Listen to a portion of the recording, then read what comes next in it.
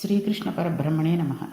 నిన్నటి పారాయణంలో మనం శ్రీకృష్ణ పరమాత్మ కాలం చేశారు అనే విషయాన్ని మనం తెలుసుకున్నాం. అందుకే శ్రీకృష్ణ పరమాత్మకి అసలు ఆ ములుకుతోటి కొట్టిన వేటగాడు కూడా పాదాలు పెట్టుకుని అతను ఒక పొద దగ్గర ఉన్నప్పుడు ఆ పాదం లేడి యొక్క చెవులేమో అనుకుని బాణాన్ని కొట్టాడని, ఆ పాదానికి అందుకే మనం పాదాలు రుద్దుకోకూడదని, పాదాలు అరికాళ్లలో ఎక్కువసేపు పట్టుకోకూడదని అంటూ ఉంటారు. అయితే నిన్న అర్జునుడు చెప్పిన మాటలకి విన్న ధర్మరాజు ఇంకా మనం ఉండవలసిన అవసరం లేదు, కృష్ణుడు ఎప్పుడైతే వెళ్ళిపోయాడో అప్పుడే కలిపురుషుడు వచ్చేస్తున్నాడు, తర్వాత యుగానికి అవకాశం చూపాడు, అందుకని కృష్ణ భగవానుడు వెళ్ళిపోయాడు కాబట్టి ఇక్కడ మనం ఉండవలసిన అవసరం లేదు అని పరీక్షితుని పిలిచి అతనికి పట్టాభిషేకం చేశాడు. పట్టాభిషేకం చేసేసిన తర్వాత తాను కట్టుకున్న సార్వభౌమ లాంఛనమైన తెల్లని పట్టు వస్త్రములను విడిచిపెట్టేశాడు. తనకు ఉన్న ఆభరణములన్నింటినీ తీసి పక్కన పెట్టేశాడు. కేశపాసములకు ఉన్న ముడిని విప్పేశాడు. జుట్టు చెల్లాచెదురుగా పడిపోయింది. పెట్టుకున్న బొట్టు కానీ తిలకము కానీ ఏమీ లేవు. ఒక పిచ్చివాడో, ఒక ఉన్మాదో, రోగగ్రస్తుడో, పిశాచము ఆవహించినవాడో, భూతమో తిరిగినట్టుగా అయిపోయి మానసిక హోమం చేశాడు. అది పైకి చేయలేదు, మానసికం. ఇంద్రియములన్నింటినీ తీసుకువెళ్ళి మనస్సులో పెట్టాడు. మనస్సును తీసుకువెళ్ళి ప్రాణాయువునందు పెట్టాడు. ప్రాణవాయువును తీసుకువెళ్ళి ఆపానమనబడే మృత్యువాయువునందు పెట్టాడు. ఆపానమును తీసుకువెళ్ళి మృత్యుస్థానమైన శరీరం నందు పెట్టాడు. ఈ విధంగా ఇప్పుడు శరీరము పడిపోవడానికి కావలసిన స్థితిని తీసుకువచ్చేశాడు. దీనిని శాస్త్రంలో ఒక రకమైన సన్యాసమని అంటారు. ఇక తను మాట్లాడు, తాను ప్రతిస్పందించడు. అన్నిటినీ విడిచిపెట్టి జడుడిలా పిశాచగ్రస్తుల్లా జుట్టు విరబోసుకుని మౌనంగా ఎవరితో మాట్లాడకుండా ఉత్తర దిక్కుకు తిరిగి వెళ్ళిపోయాడు. వెళ్ళిపోతుంటే ధర్మరాజును చూసిన భీముడు అలానే అన్నగారిలాగే వెళ్ళిపోయాడు. భీముడు వెనక అర్జునుడు, ఆ వెనకనే నకల సహదేవులు కూడా వెళ్ళిపోయారు. వెళ్ళిపోయిన తర్వాత ఒక కుండ పగిలిపోతే కుండలో ఉన్న ఆకాశము అనంత ఆకాశంలో ఎలా కలిసిపోతుందో అలా ఉత్తర దిక్కుకు వెళ్ళిపోయిన వారు మృత్యుస్థానమైన శరీరంలోకి హోమం చేసేవారు కాబట్టి శరీరములు పడిపోయి కృష్ణ పరమాత్మతో ఐక్యం పొందేశారు. ఇది తెలుసుకున్న ద్రౌపదీదేవి తన భర్తలు వెళ్ళిపోయిన తర్వాత ఇంకా తాను ఉండకూడదని తాను కూడా ఉత్తర దిక్కుగా ప్రయాణం చేసి ఆవిడ కూడా శరీరాన్ని విడిచిపెట్టేసింది. ధృతరాష్ట్రుడు ఉత్తర దిక్కుకు వెళ్ళిపోయిన సందర్భంలో విదురుడు ధృతరాష్ట్రంతో మాట్లాడిన మాటలను, ధర్మరాజు మిగిలిన పాండవులు ఉత్తరాభిముఖులైన ఘట్టాన్ని జీవితంలో ఎవరు విన్నారో, ఎవరు చదివారో అటువంటి వారికి నిర్హేతుక కృపగా కృష్ణ పరమాత్మ తన పాదార విందముల యందు భక్తిని కృప చేస్తాడు అని పోతన గారు అభయం ఇచ్చారు. ఈ ఘట్టం అంత మహోత్కృష్టమైన ఘట్టం కాబట్టి మనందరం విన్నాం కాబట్టి మనం కూడా ఆ స్వామి పాదార విందాల యందు భక్తిని పొందగలం అన్నమాట. ఇక పరీక్షన్ మహారాజు సార్వభౌముడు అయ్యాడు. మహారాజు ఈ దేశాన్నంతటినీ కూడా ఎంతో సుభిక్షంగా పరిపాలిస్తున్నాడు. ధర్మరాజు పరిపాలించిన నాడు దేశం ఎంత శోభతో, ఎంత కళ్యాణప్రదంగా ఉన్నదో అంత ఆనందంగా ఉంది. ఎక్కడ చూసినా 3 పువ్వులు 6 కాయలు, నెలకి 3 వానలు, ఎక్కడా ధర్మానికి లోపం అన్నది లేదు. ఎన్నో దిగ్విజయాత్రలు చేశాడు. తన మేనమామగారైన ఉత్తరుడి కుమార్తె అయిన ఇరావతిని వివాహం చేసుకున్నాడు. 4 కుమారులు జన్మించారు. వారిలోని వాడే సర్పయాగం చేసిన జనమేజయుడు. తాను జయించని రాజ్యం అంటూ లేదు. కురు, పాంచాల, కోసల, కాశీ, మల్ల, అంగ, మగధ, మత్స్య, చేది, అవంతి, గాంధార, కాంబోజ, సౌరాష్ట్ర మొదలైన రాష్ట్రాలన్నిటినీ జయించాడు. ఏకఛత్రాధిపత్యంగా విశాలమైన సామ్రాజ్యాన్ని తన పతాక ఛాయలలో అత్యంత సంతోషంగా పరిపాలన చేస్తున్నాడు. పరీక్షన్ మహారాజు గారు ఎక్కడికి వెళ్ళినా ఒక నియమం పాటించేవాడు. పరీక్షత్తు యాగములు చేసేవాడు. పరీక్షత్తు యాగం చేసేటప్పుడు అందరూ వచ్చి కూర్చునేవారు. ఆయన దేవతలను పిలుస్తుంటే దేవతలు వచ్చి ఎదురుగుండా కూర్చునేవారట. యాగం చెయ్యని వాళ్ళు కూడా ఆ యాగశాలలోకి వచ్చి కూర్చుని దేవతలందరూ వచ్చి కూర్చుని హవిస్సు పుచ్చుకుని వెళ్ళడం చూసేవారట. అంత నిష్ఠాగరిష్ఠుడై యాగాలు చేసేవాడు. ఆయన దిగ్విజయాత్రకు వెడుతుంటే శిబిరం వేసుకుని ఉంటే ఆయా ఊళ్ళలో ఉన్న జానపదులు వచ్చి, మహానుభావ, మీ పెద్దతాతగారైన ధర్మరాజు గారు ఇలాగే దిగ్విజయాత్రకు వచ్చి శిబిరం వేసుకుని ఉంటే తర్వాత మహానుభావుడు కృష్ణ పరమాత్మ శిబిరంలోని పాండవులందరూ నిద్రపోతుంటే తానొక్కడే కత్తి పైకి తీసి పాండవులకు ఆపద వస్తుందేమోనని నిద్రపోతున్న పాండవులకు తెలియకుండా కత్తి పట్టుకుని శిబిరం చుట్టూ తిరుగుతూ ఉండేవాడు. కృష్ణుడు మీ తాతల్ని అంతలా రక్షించాడు. అదే కృష్ణుడు సారథ్యం చేస్తుంటే పాండవమధ్యుడైన అర్జునుడు ఒక్కొక్కసారి పిలవడం కోసమని తన పాదంతో కృష్ణుణ్ణి డొక్కలో చిన్నగా తన్నేవాడు. తనితే కృష్ణుడు వెనక్కి తిరిగి చూసి పలుగున రథం ఎటు తిప్పాలి అని అడిగేవాడు. అర్జునుని పిలిచి బావా అని హాస్యం ఆడేవాడు. శ్రీకృష్ణుడు నిజంగా పాండవులను ఎంత ఆదరించాడో. ఒక మహాశివరాత్రి నాడు అర్జునుడు పాలచెంబు పట్టుకుని గబగబా పరిగెడుతున్నాడు. అతనిని చూసి కృష్ణుడు బావా ఎక్కడికి పరిగెడుతున్నావు అని అడిగాడు. అప్పుడు అర్జునుడు శివాలయానికి వెడుతున్నాను, ఈవేళ శివరాత్రి, అభిషేకం చెయ్యాలి అన్నాడు.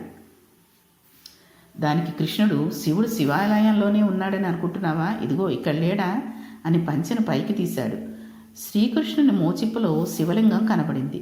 అంత శివకేశం అభేదం. కృష్ణ భగవానుడి మోచిప్పును చూసి అర్జునుడు అభిషేకం చేశాడు. నిన్నే రూపంగా భజింతు మదిలో నీ రూపు మోకాలో అంటూ శ్రీకాళహస్తీశ్వర శతకంలో దూర్చటి పొంగిపోతాడు. అంతటి మహాత్ముడు కృష్ణుడు. కృష్ణుడు పాండవుల కంటికి రెప్ప ఎలా కాపాడుతుందో అలా కాపాడాడు. ఒక్కొక్కసారి కృష్ణుడు కన్నులు నీరు పెట్టుకుని బావా నీలాంటి వాళ్ళు, నీలాంటి భక్తులు, నీలాంటి బంధువులు నాకు ఎక్కడ దొరుకుతారు అని గభాలను వంగి మీ వాళ్ళ కాళ్ళు పట్టుకునేవాడు. అంత ప్రేమ చూపించేవాడు. మీ తాతలు కృష్ణ పరమాత్ముడితోటి జీవితంగా గడిపేశారు. అంత గొప్పవాళ్ళు, నీవు ఎంతో అదృష్టవంతుడి అని చెప్పేశారు. పరీక్షిత్తు ఆ కృష్ణ కథలు విని తన తాతలు కృష్ణుడితో గడిచిన మర్యాద పురస్కృతమై విశేషాలను విని కన్నుల నీరు కారిపోయి పొంగిపోతూ పట్టుబట్టలు చీనాంబరాలు తెప్పించి పాండవులతో కృష్ణుడు గడిపిన రోజులు గురించి చెప్పిన వాళ్ళందరికీ బహుమానాలను ఇచ్చేశాడు. ఆ కృష్ణుని పాదములందు నిరంతరము రమించిపోతూ ఉండేవాడు.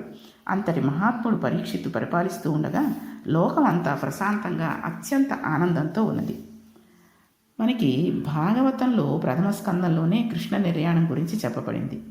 ఎందుకంటే శుకుడు భాగవతం చెప్పడానికి వచ్చి కూర్చోవాలి. అది ఒక చారిత్రాత్మకమైన సంఘటన.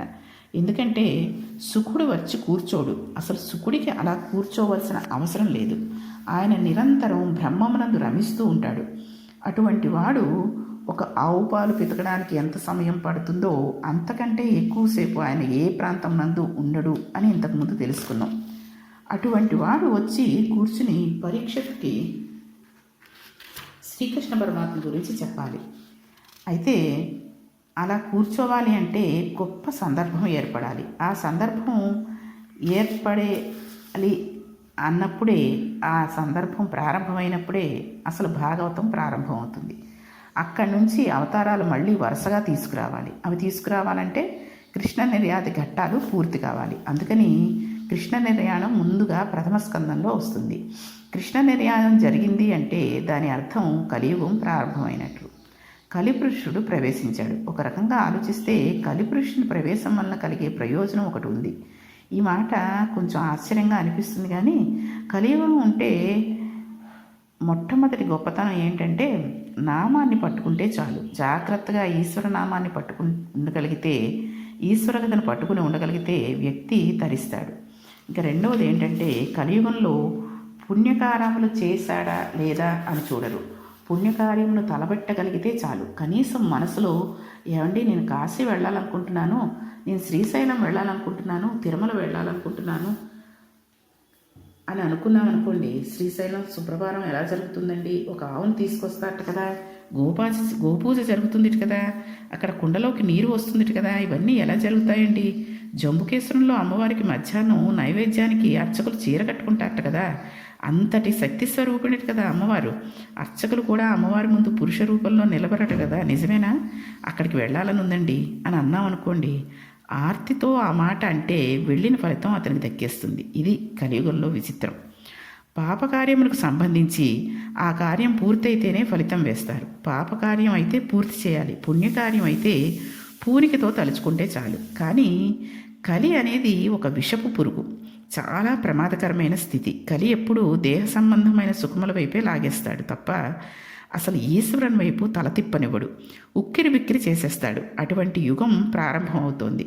ఈశ్వరుడు కృష్ణ పరమాత్మ ఆ సమయంలో నిలబడి ఉండే ఈ కలిపురుషుడు ప్రవేశం జరగదు. ఆయన నిర్యాణం అయిపోయింది కాబట్టే కలిపురుష ప్రవేశం జరిగింది. అందుకని ఈశ్వరుడు కూడా ఆ యుగం జరగడానికి కావలసిన అవకాశం ఇచ్చాడు. అందుకని కృష్ణ పరమాత్మ అవతారం చాలించేశాడు. పరీక్ష మహారాజు గారు దిగ్విజయాత్ర చేస్తున్నారు. అలా దిగ్విజయాత్ర చేస్తున్న సందర్భంలో ఒక ఆశ్చర్యకరమైన సంఘటన జరిగింది. మనం దీనిని కొంచెం జాగ్రత్తగా గమనించాలి. మనం కేవలం ఒక పురాణ కథగా చదువుతున్నాము, వింటున్నాము, దానివల్ల ఎంత ప్రయోజనం వస్తుంది అంటే మనం చెప్పలేం. కానీ ఈ ఘట్టాన్ని గనక మనం చాలా సునిశితంగా పరీక్షించి భాగవతాన్ని భాగవతంగా మనకు అర్థం చేసుకోగలిగితే చాలా కీలకమైన ఘట్టం ఇది. ఒక మహాపురుష ప్రవేశం జరిగే ముందు దాని వెనకాతల ఒక కీలకమైన సందర్భం ఉంటుంది. మనం ఒక బంగారు ముద్ద పట్టుకు వెళ్ళి, అయ్యా నాకు ఒక ఉంగరం చేయండి అని చెప్తే, మనం కోరుకున్న ఉంగరం మనం ఇచ్చిన బంగారు ముద్ద నుంచి బయటకు వచ్చే ముందు అగ్నిజ్వాలలి యందు ఆ బంగారం తప్తమవుతుంది, సుత్తి దెబ్బలు తింటుంది. ఇన్ని పడితే అప్పుడు మనం కోరుకున్న ఉంగరం వస్తుంది. చిన్న పెట్లో పెట్టి మన చేతికి ఇస్తారు. ఉంగరంగా మారే ముందు, ఉంగరంగా వచ్చే ముందు వెనక ఒక గొప్ప విషయమైన ఒక స్థితి వస్తుంది. ఇప్పుడు శుకుడు వచ్చి కూర్చోవలసిన సందర్భం వస్తోంది. ఇలా రావడానికి గాను దాని వెనక ఏదో మహత్తరమైన సంఘటన జరుగుతోంది. మనం ఆ కోణంలో దానిని పరిశీలించి చేయకపోతే భాగవతాన్ని వ్యాసుడు అలా ప్రారంభం చేసిన రహస్యం మనకి అందదు. భాగవతం విన్నంత మాత్రం చేత జీవితం మారిపోతుంది అనడానికి ఈ ఘటనలు ఒక నిదర్శనం. కాబట్టి ఈ జరిగిన సంఘటన ఏమిటి, పరీక్షిత్ మహారాజు గారు దగ్గరికి శుకుడు ఎలా వచ్చాడు అనే విషయాన్ని మనం రేపటి పారాయణంలో తెలుసుకుందాం. శ్రీకృష్ణ పరబ్రహ్మణే నమః.